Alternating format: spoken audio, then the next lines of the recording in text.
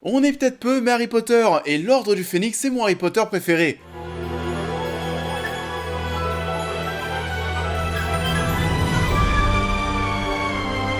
Bonjour à tous, et voilà, on se retrouve en ce mercredi soir pour continuer ces critiques sur cette saga. Harry Potter, on a parlé de l'école des sorciers, de la chambre des secrets, du prisonnier d'Azkaban, de la coupe de feu, et aujourd'hui, on se retrouve pour Harry Potter numéro 5, c'est parti. Harry Potter et l'Ordre du Phénix est sorti en 2007 et réalisé cette fois-ci par David Yates. Alors qu'Harry entame sa 5e année d'études, il découvre que la communauté des sorciers ne souhaite pas croire au retour de Voldemort. Et afin de garder un œil sur le célèbre sorcier et l'école de magie Poudlard, le ministère de la magie compte bien s'incruster dans la vie de l'école. Alors oui, comme je vous le disais, ça a été fait en toute objectivité bien sûr. Vous l'avez vu sur la miniature d'Harry Potter et le prisonnier d'Azkaban.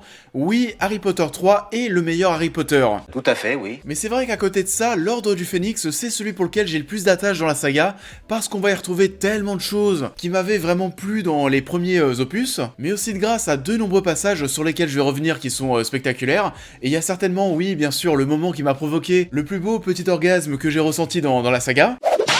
En tout cas, ce qui est sûr, c'est qu'au contraire de la coupe de feu, on est de retour du côté de chez les Dursley en tout début de l'œuvre, et on va mettre directement en avant le fait qu'Harry est seul. Qu'il est allé chez le coiffeur depuis, il est quand même bien plus beau gosse, et il est en état presque de dépression suite au choc de la mort de Cédric. Où est ta maman, Potter?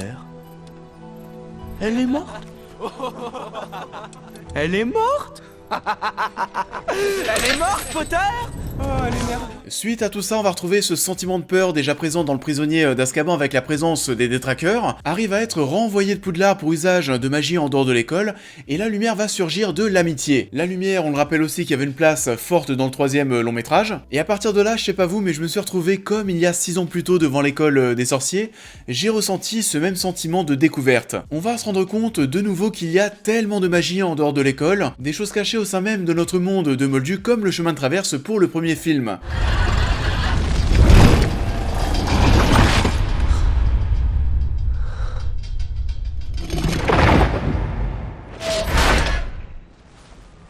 Entre, mon garçon. Certains personnages que l'on a adorés comme Lupin ou Sirius Black sont de retour, on commence à sentir un grand rassemblement autour d'Harry Potter qui va se mettre en place avec cet ordre du Phénix. On va retrouver encore une fois la thématique de la peur présente dans le prisonnier d'Azkaban très souvent avec le personnage de Lupin, ironie du sort ou pas, c'est lui qui va en parler, qui va expliquer pourquoi le ministère de la magie refuse de croire tout simplement au retour de Voldemort. Mais c'est insensé, une personne saine d'esprit ne peut pas croire que C'est Dumbledore... là le problème. Fudge n'est pas sain d'esprit, ses pensées sont tordues, perverties par la peur. On se retrouve désormais en pleine ville avec beaucoup de choses que nous connaissons très bien. Il est amusant de voir ces sorciers au cœur de tous ces endroits, il est amusant de voir aussi qu'une simple cabine téléphonique peut aussi se révéler être un ascenseur pour rejoindre un endroit secret magique. On va y voir de tout nouveaux décors qui ont de la gueule, une réelle identité à l'image de la découverte de la banque dans le chemin de traverse et de son mode de fonctionnement assez spécial. Le ministère va en faire de même, c'est visuellement étonnant, surprenant, plaisant à suivre et encore une fois j'aime cette extension de l'univers. Reste calme. Tu n'as rien fait de mal. Comme disent les Moldus, la vérité triomphera. Oui.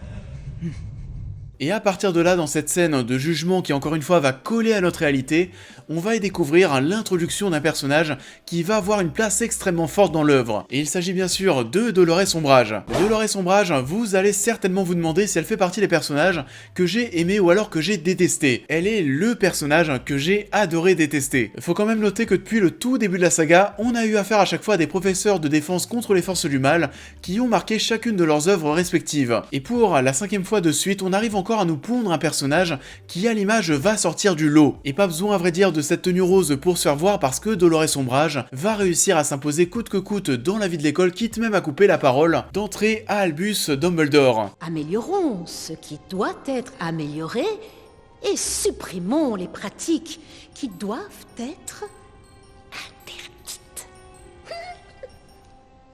Elle va être au cœur de l'œuvre, représentant le ministère de la magie qui souhaite mettre le nez dans les affaires de l'école. Dolores Ombrage va s'imposer petit à petit, prendre le pas sur les profs historiques de Poudlard, comme le montre cette scène où le personnage prend petit à petit l'ascendant sur McGonagall. Bon, y a rien de subtil d'un point de vue artistique, ça fait un petit peu lourdeau, on se croirait presque dans une pièce de théâtre, mais enfin voilà, vous avez compris le délire. Et elle va, tout comme le ministère, nier le fait que Lord Voldemort est peut-être de retour. La mort de Cédric Diggory a été un tragique accident. C'était un meurtre, Voldemort l'a tué, vous le savez très bien. Assez!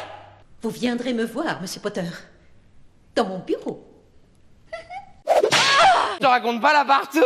Tout va s'accélérer ensuite, il n'y a quasiment rien à faire tant le personnage est malicieux, n'a aucune pitié, est assoiffé de pouvoir. On va presque être partagé en tant que spectateur entre le fait à la fois de prendre du plaisir à suivre l'ascension de cette femme, voir le monde des sorciers bousculé comme le montrera cette séquence où les titres de journaux vont dévoiler avec dynamisme beaucoup d'informations sur les changements de l'univers, mais on va aussi de l'autre côté être assez triste et perturbé de voir tout ce que l'on connaissait de Poudlard remis en cause, être remis en cause par une tonne de nouvelles règles plus aberrantes les unes que les autres, et un rusard qu'elle s'est complètement mis dans la poche.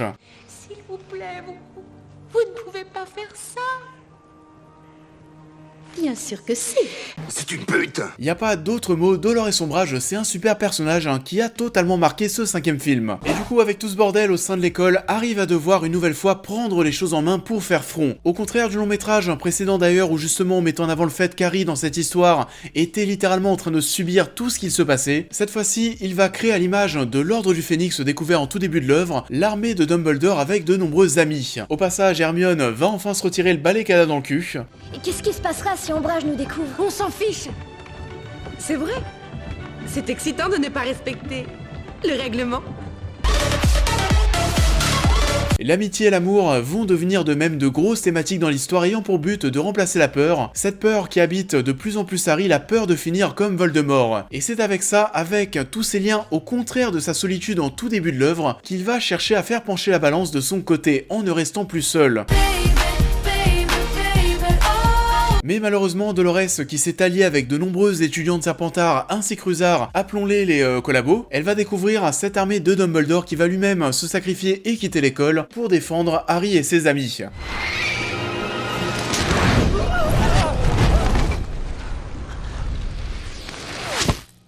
On entre désormais dans la partie de l'œuvre qui me plaît un petit peu moins et qui va constituer à mon sens le petit ventre mou du long métrage. On va avoir cette scène où l'on va découvrir le demi-frère d'Hagrid qui sort un petit peu nulle part, qui nous offre une séquence pas forcément très intéressante et qui servira juste de prétexte pour écarter par la suite Ombrage de l'école et qui laissera donc le champ libre à Harry et son armée pour le grand final. Qu'est-ce que vous faites? Je suis la sous-secrétaire d'État. Dolores Jane Ombrage.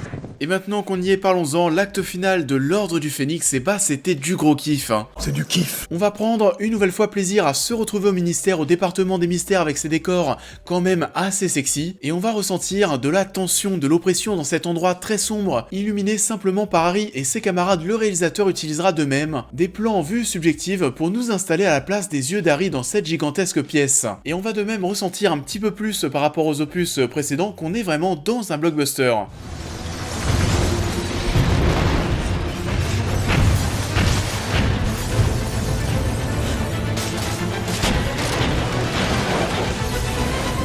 Voire même aller beaucoup plus.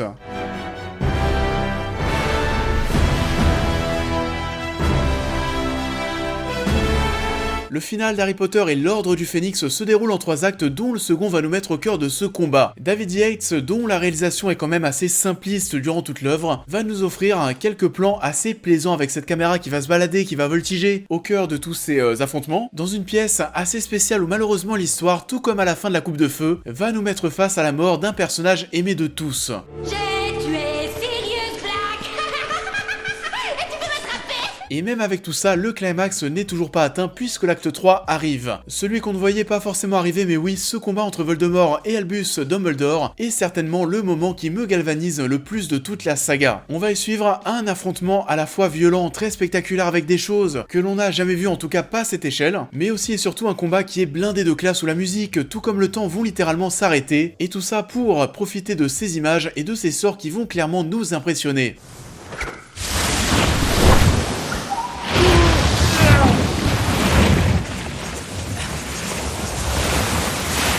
Malgré la peur, la vérité, la recherche de sa destinée, la puissance de Dumbledore, etc., au final, on se rend compte qu'une seule chose permettra à Harry de combattre Voldemort. Il s'agira, on en a parlé tout à l'heure, de ces liens d'amitié, de l'amour qui va entourer sa personne. Et après s'être débarrassé avec tout ça de l'emprise du Maître des Ténèbres, après que le retour de celui-ci soit enfin révélé et confirmé, Il est revenu. Ce n'est bien sûr pas du tout un hasard si le long métrage se conclut sur ce plan où Harry révèle à ses amis qu'ils auront une force en plus, le fait d'être tout simplement ensemble. Et ce qui va nous renvoyer tout naturellement au tout début de l'œuvre pour nous montrer l'évolution d'Harry dans ce 5e opus. Harry Potter débute l'histoire seul pour la finir bien entouré. Nous avons une force que Voldemort n'a pas. Ah oui? Celle qui mérite toutes les batailles. Et vous l'avez donc compris, oui, Harry Potter et l'Ordre du Phénix est mon Harry Potter préféré. Il s'agit d'un opus où j'ai pris plaisir à découvrir de nouvelles choses, de nouveaux décors au sein de ce monde des sorciers. Même s'il s'agit d'un personnage absolument détestable, j'ai pris de même du plaisir à suivre Dolores Sombrage, qui va rendre le dénouement de l'œuvre assez incertain. Et bien sûr, j'ai aimé ce final très spectaculaire, où les événements vont à la fois être cruels, surprenants, mais surtout très marquants. Ça en est tout pour cette critique, j'espère qu'elle vous aura plu comme d'habitude. Je vous invite à liker, à partager la vidéo, à me dire en commentaire ce que vous avez pensé d'Harry Potter et l'Ordre du Phénix. Pour les nouveaux, n'oubliez pas de vous abonner, de me suivre sur tous les réseaux, de devenir membre soutien si vous souhaitez aider la chaîne, et on va se retrouver très prochainement bien sûr pour parler d'Harry Potter et le Prince de Sang Mêlé. En attendant, dites-moi aussi en commentaire si je suis fou de trouver que cet Harry Potter est mon préféré. Je vous souhaite à tous une très belle continuité de semaine et je vous dis à très vite.